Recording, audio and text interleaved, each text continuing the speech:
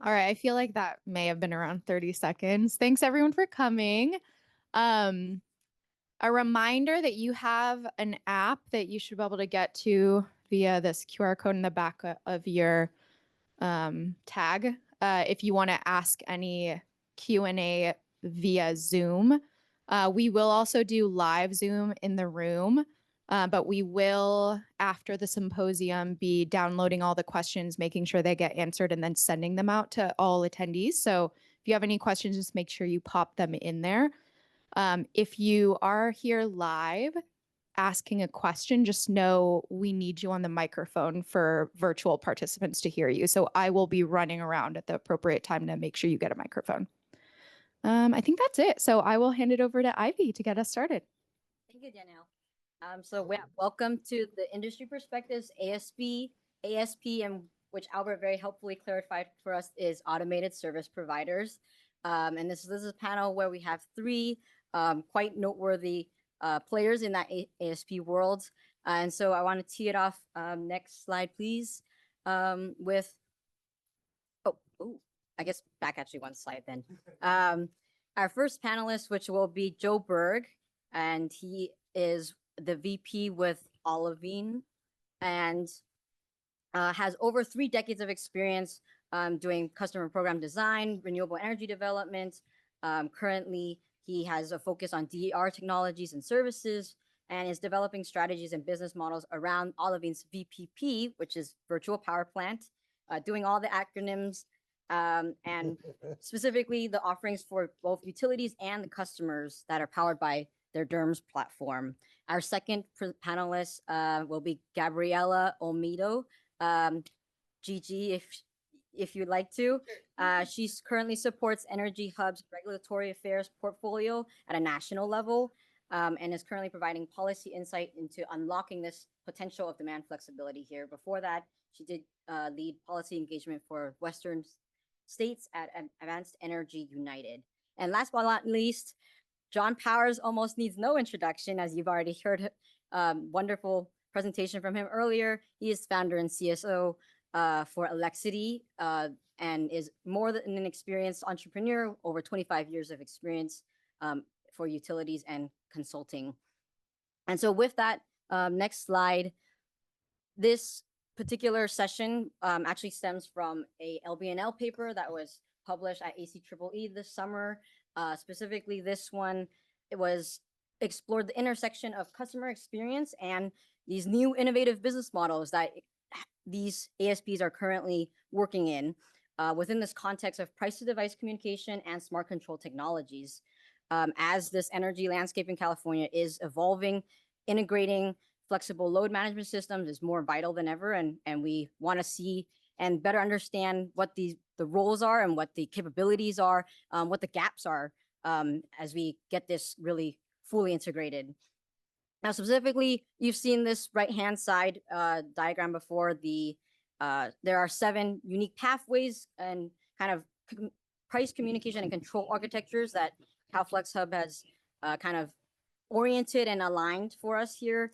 Specifically now, we want to kind of focus in on the 4 that come out of this third-party cloud server. And here, each ASP does have a slightly different business model and different approach in working with OEMs and working with the utilities. This here is, one variation, one framework, one version of this business model at play. And as, all of this is coming to fruition, perhaps one of them will be the predominant model or multiple. And with that, here is Joe. All right, thank you, Ivy. Next slide, please. I'm just going to spend a couple of minutes just talking a little bit about where Olivine sits in this space and a little bit about our approach and our operational strategies regarding dynamic rates. Olivine has a VPP program, if you will, called Climate Response. It's our Climate Response VPP. We are technology agnostic. We're customer agnostic. So it's any customer, anywhere. And so we firmly believe that as a VPP operator, that the dynamic prices play a key role in the VPP portfolio. And so what we do is we dispatch and optimize customer loads around dynamic prices, grid emergency signals, carbon signals, and I think I'll have probably more to say about carbon in the Q&A. And also, for customer engagement, we also do, strategic days like, Earth Day. There's maybe not a whole lot of events going on in the market around that time. And so we want to keep customers engaged and say, hey, we're gonna dispatch you today. We want you to optimize today because it's Earth Day or some other important day. Next slide, please. And also we do a lot of impact reporting. Customer engagement is really key for an ASP because it's so easy for a customer to be just like, oh yeah, these guys, they're optimizing my load and they're reducing my bills. And they, forget that you're even there, right? And so partially that's a good thing. You don't want them to be impacted by what you're doing. But the other thing is you want to keep them engaged. As I mentioned, we are technology agnostic. We're not a technology provider, right? We're not a smart thermostat company. We're not a battery company. We do cloud to cloud OEM integrations.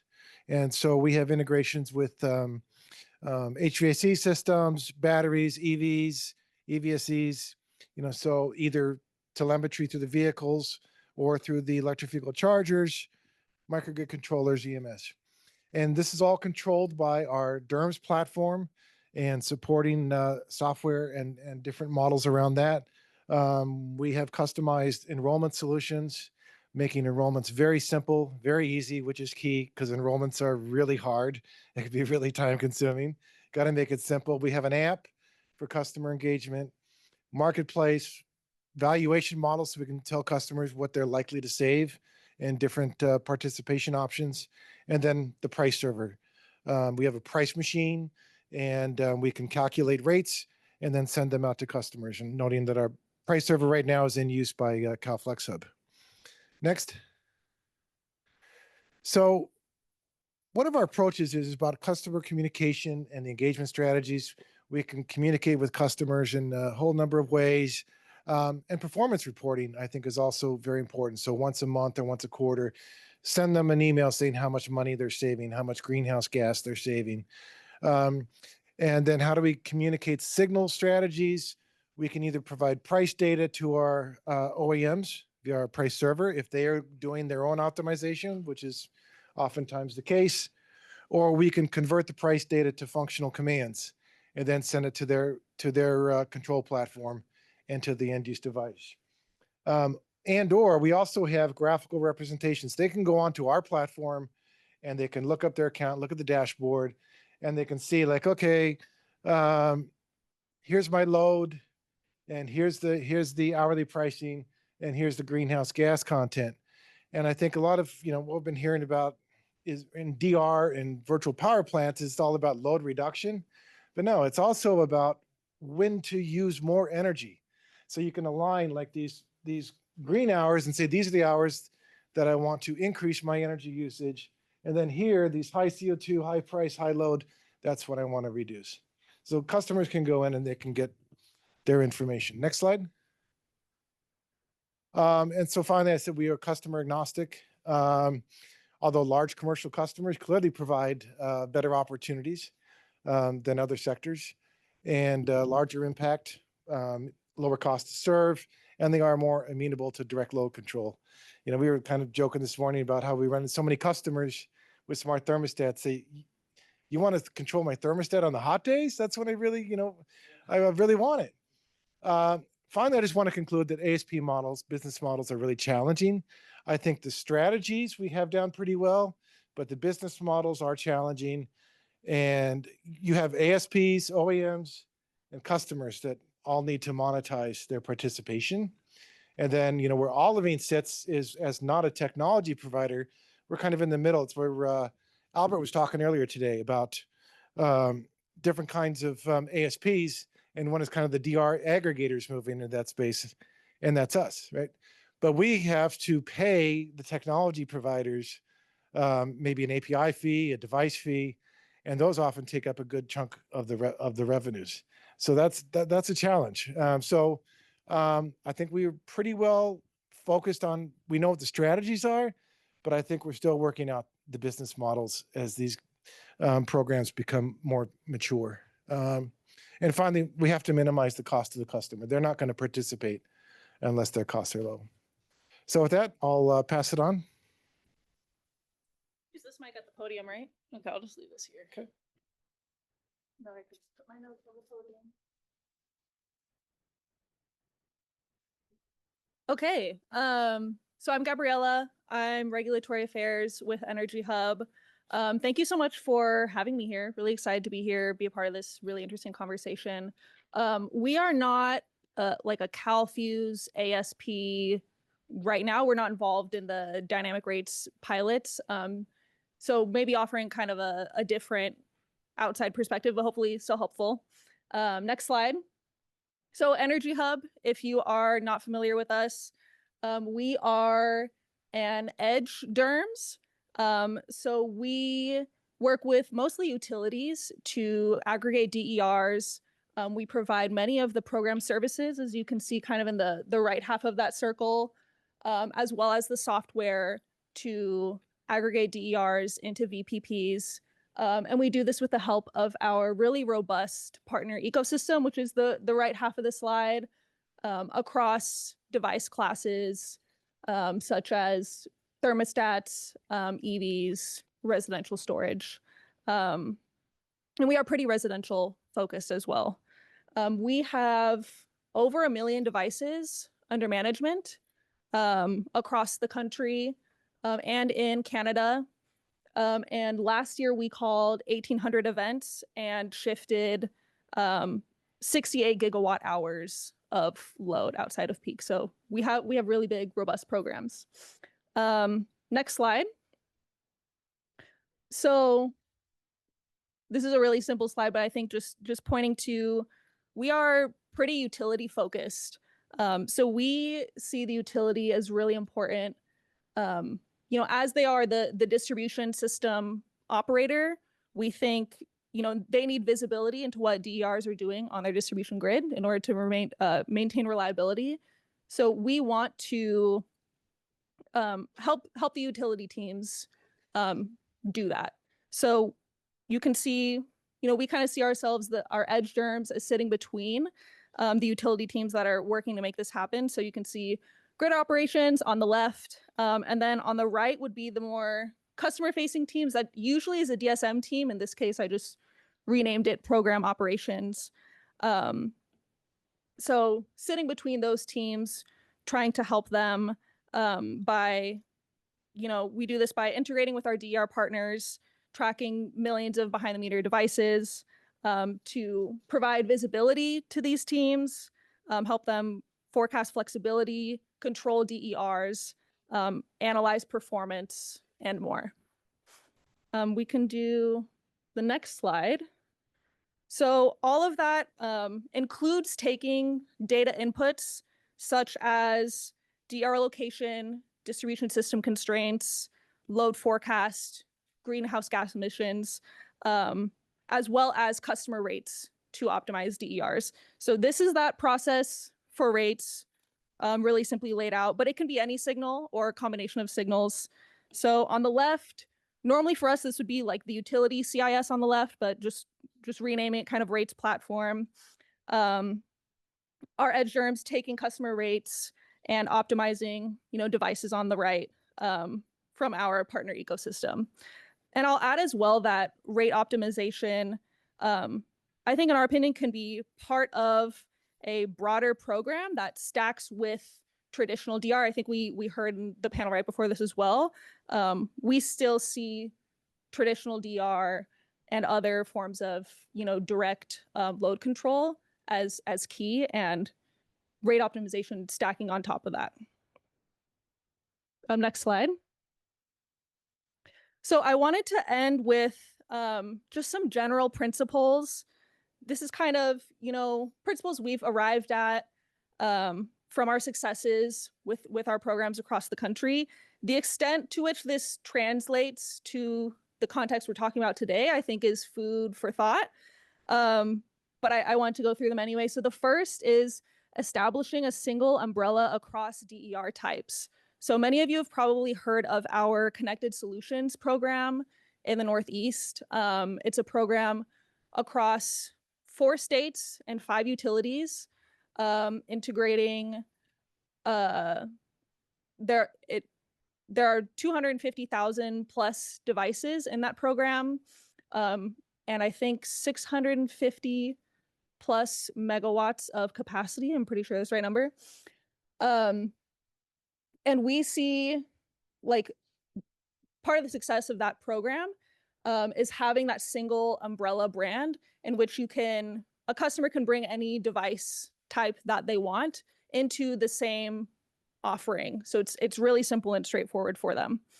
The second principle, compensate customers fairly for the flexibility value they deliver. I think a lot of us would be in agreement with that.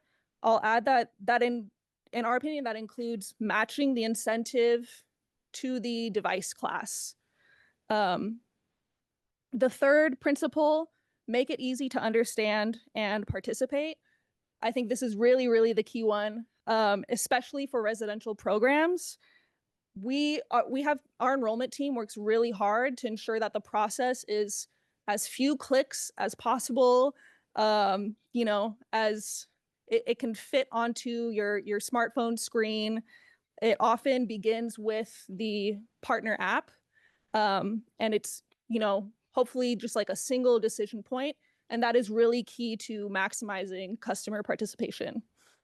The very last one is design based on real DER capabilities, but be technology agnostic. Technology agnostic to us meaning multiple device classes can participate, but also keeping in mind that different device classes are good for different things. So again, these 4 principles, are based on our successes across the country, but definitely looking forward to discussing how that might work in this context. Thanks.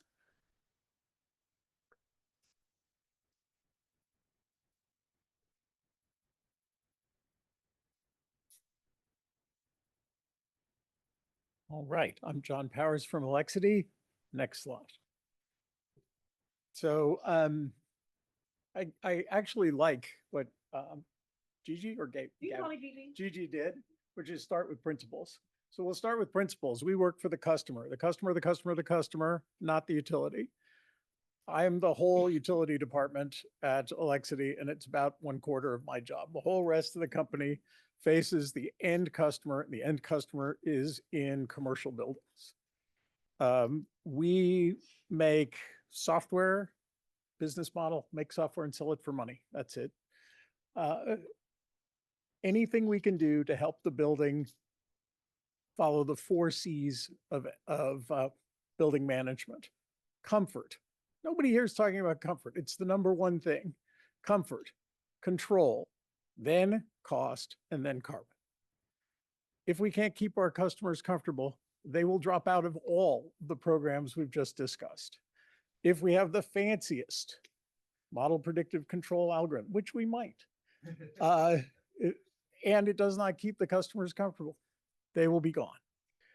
The reason you have to put the customer first is the load flexibility will only be there if the system works for the customer 24/7, 365. When the grid does not need the customer, we are there. Saving on demand charges, saving on not so varying time of use tariffs, saving against any tariff will save the customer money. And therefore, when the grid needs load flexibility, it's there. So we work on HVAC, we work on energy storage. We'll sell you a cool battery these days. We work on EV control, and we work with uncontrollable but important solar. A lot of our customers come to us through solar contractors because solar is great at making clean energy, but not great at saving on utility bills that have demand charges and other complex items. Next slide. I said a lot of this. So we make software, sell it for money, guarantee our savings. So yes, comfort comes first and then control, but the cost savings automatically pay for everything we do. We target cost savings of 2 to 4 times our monthly fee, but we guarantee in writing, and we pay you back if we don't, that we'll save you at least as much as our fee. Those things are what I said before. So next slide. So the ASP model, automation service provider, has been a way to test our technology as a way to respond to dynamic prices in both the CalFlex Hub project, as I talked about this morning, and in the SCE CalFuse project, where we control 13-ish commercial accounts, schools, auto dealerships, retail, fitness centers. All of these are okay participants. But if we think about California, I love schools. Schools are a lot of our best customers, but they're closed by the time the prices get interesting in California. Well, they are. So are the buildings that I talked about this morning at UC Davis. Those are great buildings to try out the technology and to deliver some of our other value propositions. But dynamic pricing in California, the peak is always after a lot of commercial buildings close. So auto dealerships, fantastic. Open 7 days a week, open late, all of them. Fitness centers, fantastic. Open 7 days a week, open late, almost all of them. So there's some that you should target and some, you got to come up with a different value proposition for. So mostly we're controlling HVAC. I talked about package units this morning, but basically the ability to control a commercial building relies on a temperature range, not just one set point. So if you can track the temperature range over the course of the day in a way that pulls energy away from the peak and towards less expensive time, that's a win for the customer and a win for the grid. That's what we're doing in almost all of the buildings. We also have one stationary battery, a 125/265 battery, and coming soon we'll have some EV chargers, hopefully in the next couple of months. Next slide. I gotta say, if we don't get the prices right, time varying prices don't help. So Southern Cal Edison already has some really nice time of use rates. The GS2E rate, the TOUGS2E rate, has a price differential in the summer that is already, what did I say on this line? Somebody say it? 63 cents, which is a big number. So if the price difference between the peak and the area right next to the peak isn't at least 63 cents, why am I going to explain all of this to the end customer? I can beat that just by leaving them on the tariff that it's on. He can hire me without the utility getting involved to control their loads and optimize against their existing prices. So the price deltas need to be both high and predictable. And this is why I was very happy when someone asked this morning, when will you publish the entire history of the dynamic rates on these pilots? Because as an ASP, the utilities are asking me to go out and recruit customers. But if I can't explain what the economic value of the program is, oh, it might be big. That number is uncapped. Well, what does that mean? How do I sell that to an end customer? It's got to have some hard numbers associated with it. So next slide. We're done. Let's talk.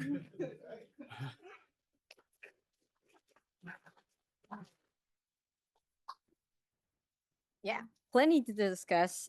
So I guess first question kind of to tee off, right? Obviously, oh, I think this works too. And this will be go across to you guys there. Okay. Sounds good.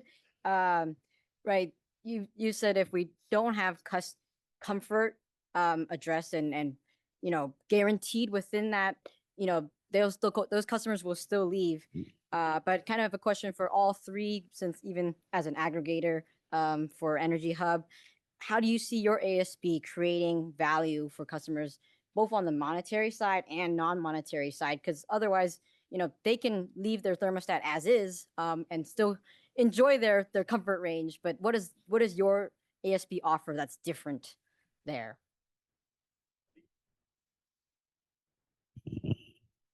Well, I don't know if it's different, but I do agree that there's more to dynamic rates than just optimizing around the price, right?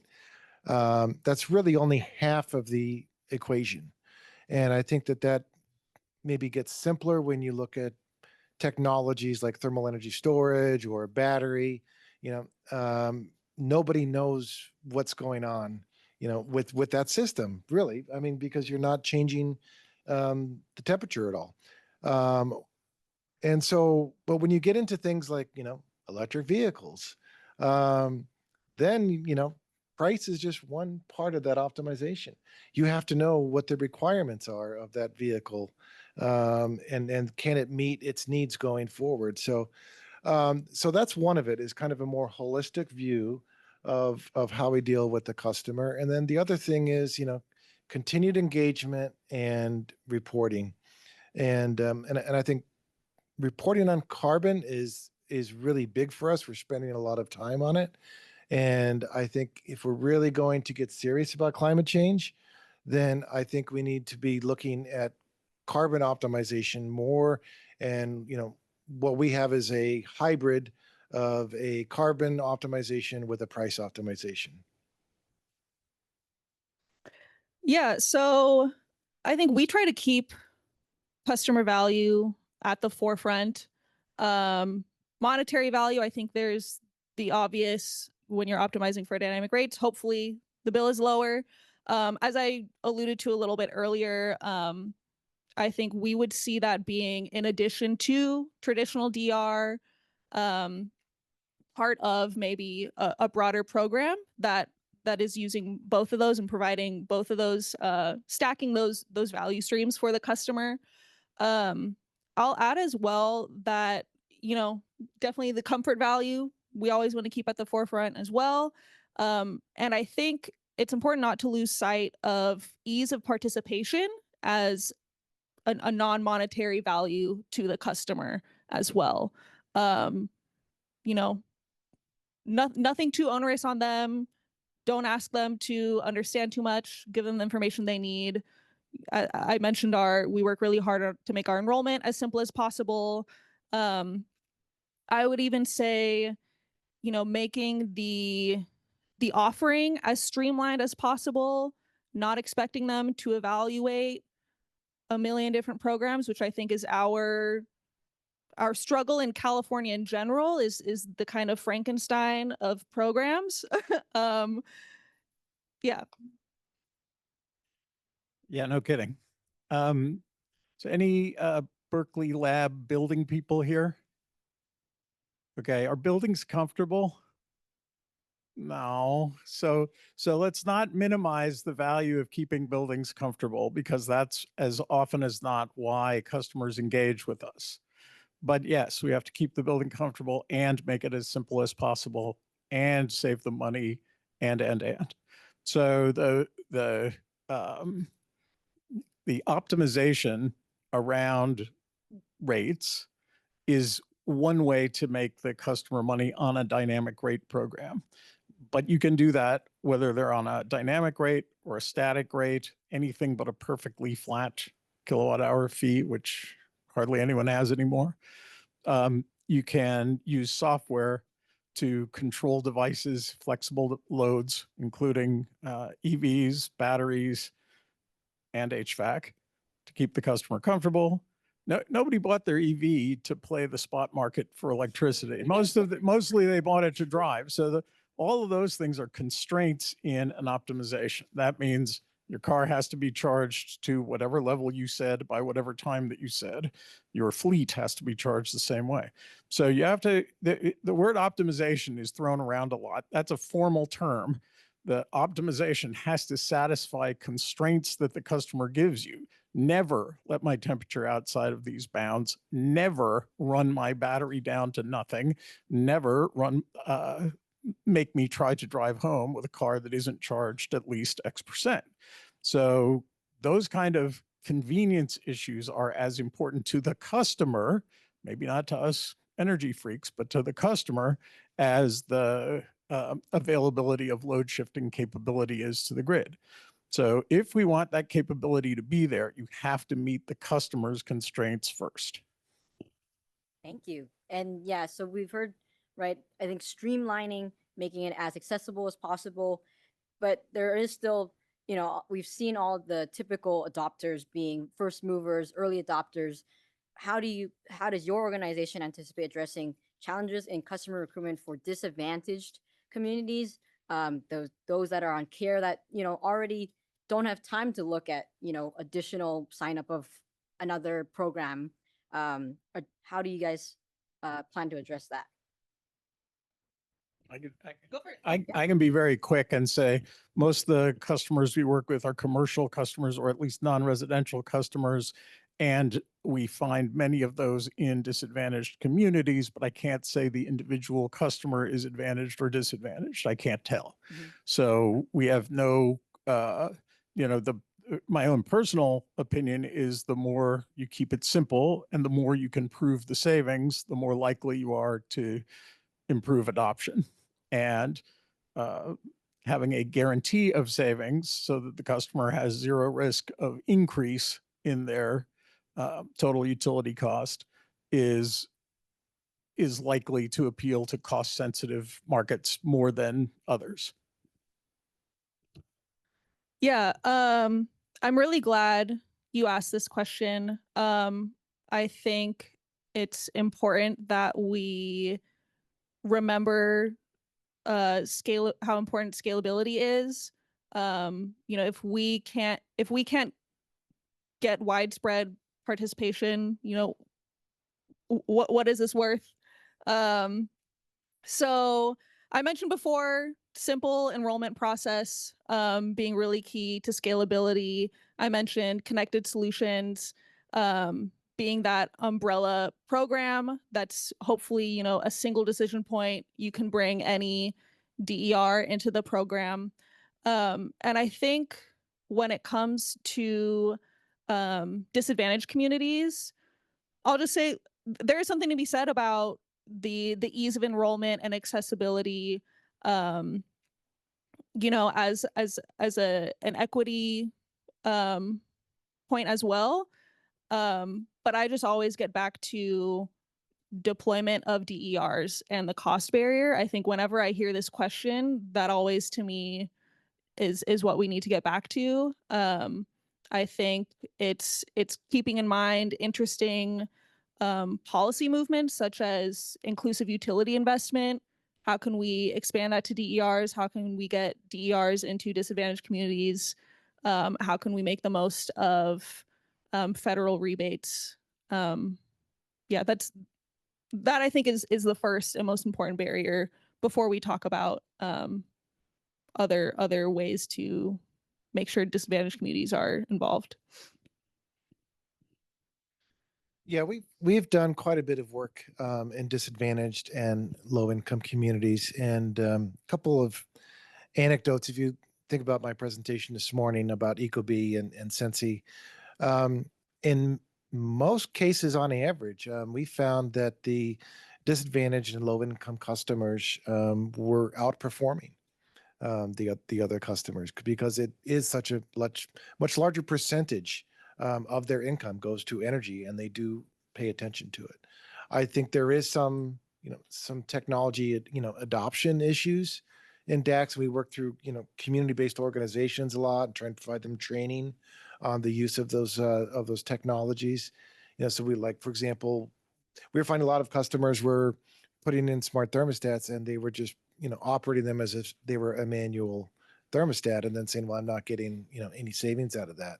And so we had to spend a lot of time in training. But there's also if you get into a good relationship in these communities and have a good offer, like example, there's two different multifamily buildings.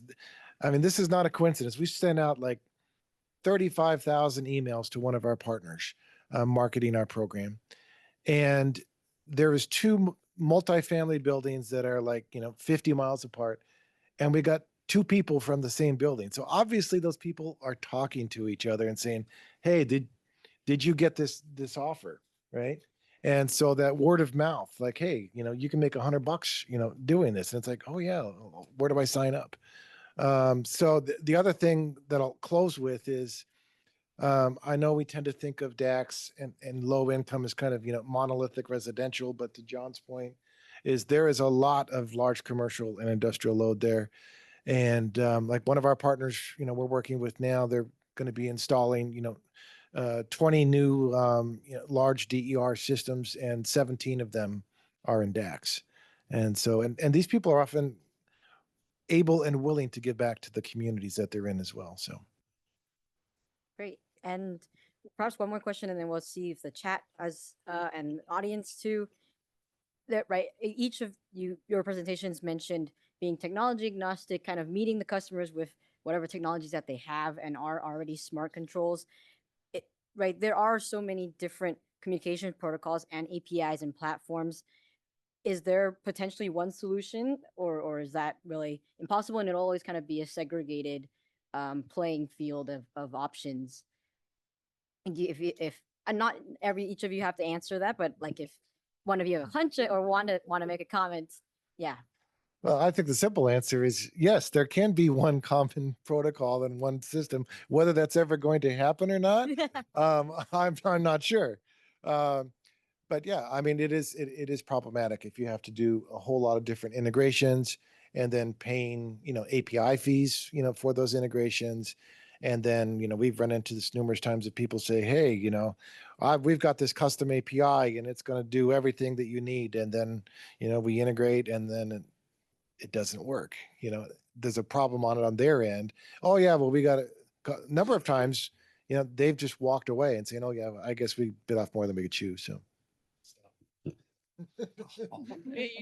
All right. Well, I gotta say, this industry is obsessed with standards, which is probably why we have so many of them. There is a right time for any part of an industry to settle on standards, and it's not during the period when massive change and innovation is underway. I will now form an act I've performed many times between two technology providers at a conference. We have an opportunity. Oh, good. We should work together on it. We have an API. Oh, good. We have an API too. Of course, we could also do OpenADR. Of course, we could do OpenADR. Sign the NDA. Oh, God, anything but OpenADR. Dear God, anything but that. I'll use your API. I'll stay up all night coding to it. Anything but making me go through that again. So the vendors in this space, working with the customers in this space who are early adopters at this stage, need time to find the best ways to integrate. And then much later, settle on a standard. And if I hear one more inventor of the word stranded asset,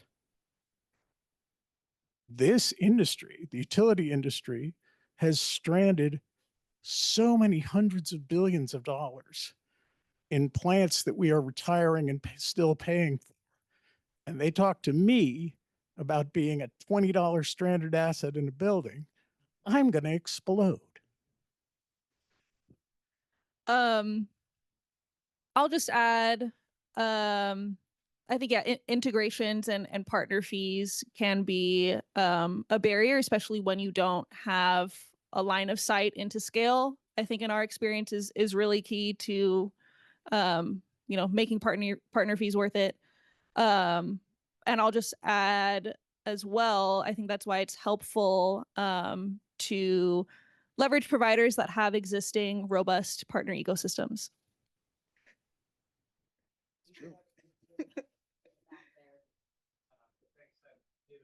I'm going to come to you with the microphone. Sorry.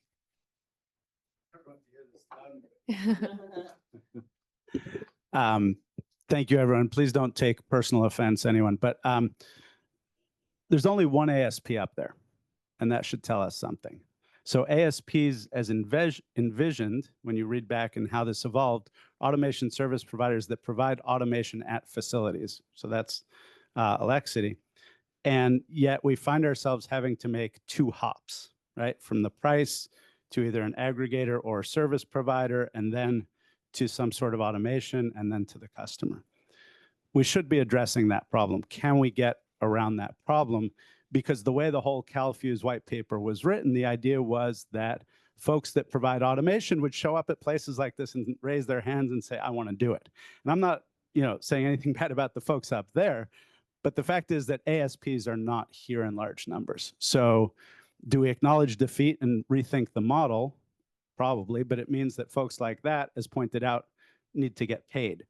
They either need to get paid by the utilities, or as Gigi, I'm allowed to call you Gigi, Yes. indicated, they need to get paid because, let's say, dynamic rates are stacked with some sort of DR, right? But the ASPs weren't invented for DR. The idea was that we'd have dynamic rates, we'd get rid of all us aggregators, and everything would go directly. So I think what we're hearing implicitly is that the ASP model simply doesn't work yet. So we should now talk about that explicitly and how we fix it. The other thing I'll just say, I don't know, any utility folks in the room? I mean, they just made this incredibly harder with their filings for the two huge expanded pilots and how they, I'm supposed to say compensate ASPs. It's more about how they don't compensate ASPs. So we've got two big problems that maybe you guys want to discuss. I'll start briefly. I think that's part of why you heard my utility focus, I think, in my presentation and in some of my answers to the questions. Especially when we think about who is paying for this. In our opinion, if a utility wants us to do this, especially as part of a broader program, great. I think I at least personally struggle to see where a customer would pay for this. I think customers already don't understand their rates, which is maybe fine. But for them to make the leap from understanding dynamic rates and assessing the risk involved and the benefits they could get, and then apply that to how much they are willing to pay someone to optimize on that, I think is, for a residential customer, maybe too many leaps, and why we are focused on the utility. Well, as the ASP, I'll say that I think the notion that there is an agent for to simplify complexity or demystify all this for the end user is where the notion of an ASP came from. And we like doing that. So customers do hire us not to participate in the dynamic pricing program, but to save the money on their utility bill. We promise to put them into whatever the best program to do that is. And we found 13 that belonged in the CalFuse project based on their usage patterns and what we thought likely price differentials would be on that program. So we put them into that program and served as their ASP. If that model goes away, we'll go back to putting them into DSGS, and we'll go back to putting them into traditional DR programs, and we'll back to putting them on the right tariff, whatever it is, right? So we act as an agent for the customer in the way an ASP was envisioned in that paper. We don't need that program at all if we want to continue working for customers. I think the utility money has to come in, not to pay us, but to pay the customer to enable their devices to be, or their buildings to be more flexible, because HVAC is very flexible if it's properly controlled, but the control systems aren't there. I discovered in the CalFuse program that I was mostly a thermostat reseller, because all the simple dumb thermostats that wouldn't communicate with us had to be pulled out. We had to put in smart wireless communicating thermostats so that we could send signals into the building to change the HVAC load profile, okay? So that is very similar to the energy efficiency model that's been out there for 40 years. The customer applies to the utility for some money to get some cool stuff that accomplishes a utility goal. But energy efficiency is about hardware. Load flexibility is about software. So the customer has to be incented to enable the building to adopt software to deliver the load flexibility that the utility wants. So you can call that enablement money or you can call that ASP. I don't really care. David, really good comments, and I appreciate it. As I mentioned, in our case, like we're a virtual power plant company, and in providing a service that includes dynamic pricing. And, I've talked to a number of the ASPs in this room, and there's a number of them that do their own optimizations like you do, David. And you don't need us, right? You can go directly into the utility. But there are a lot of other technology providers out there that are not doing the optimization around dynamic rates. And they've specifically told us that they will not until they see that there's a market there. Now, that is a risk on our end in that we could do optimizations for and fill this need in the marketplace until they see that they can make enough money, and then they'll probably, maybe cut us loose and do their own optimizations. But we see it as a need to fill the market as part of our overall service portfolio in the VPP. And the other thing, though, is that, yes, I mean, given the magnitude of the bill savings, which is incredibly small that we're seeing right now, coupled with the incentive levels that are being offered in these pilots, it makes it for a very challenging business model. And as I spoke to, one person talked about partnering, and they were like, "Well, we'd love to, but if we went separately and both got selected, we might lose a little bit of money. But if we both went together, we'd both lose a lot of money." So,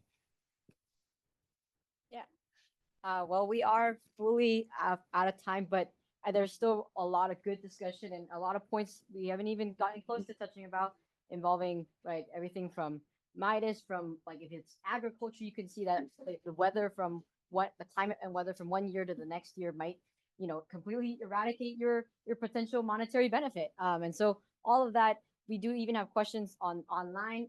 Feel free to reach out to any of these panelists, both in the networking kind or through their emails. We're all available. Thank you for joining us on this session. Round of applause. thank you, buddy.